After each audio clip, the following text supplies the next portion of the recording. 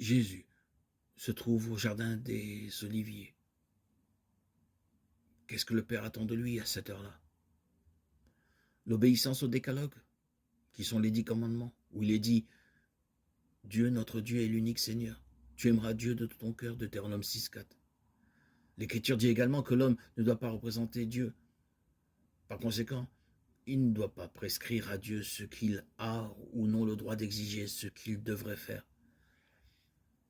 Dans la situation où se trouve Jésus, cela signifie Dieu veut qu'il témoigne jusqu'au bout et de façon éclatante de la vérité qu'il a mission de révéler au monde.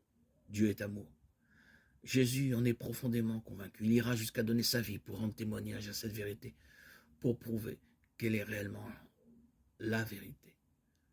Jésus s'en remet au Père, quoi qu'il puisse arriver. Il ne doute pas de Dieu, ne se préoccupe pas de savoir si Dieu a le droit d'exiger de lui un tel sacrifice.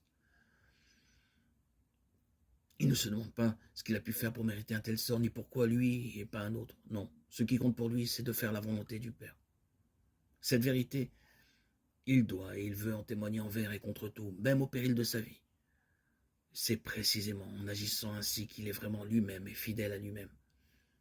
Les grands prêtres et les chefs du peuple ont décidé de se débarrasser de lui. Tout suit son cours sans que Dieu intervienne.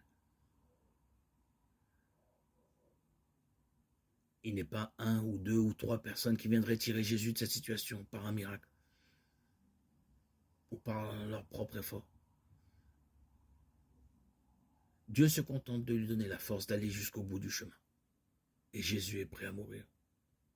C'est le sens de cette parole. Par la faute des hommes, il a dû assumer ce destin douloureux. Telle était la volonté de Dieu.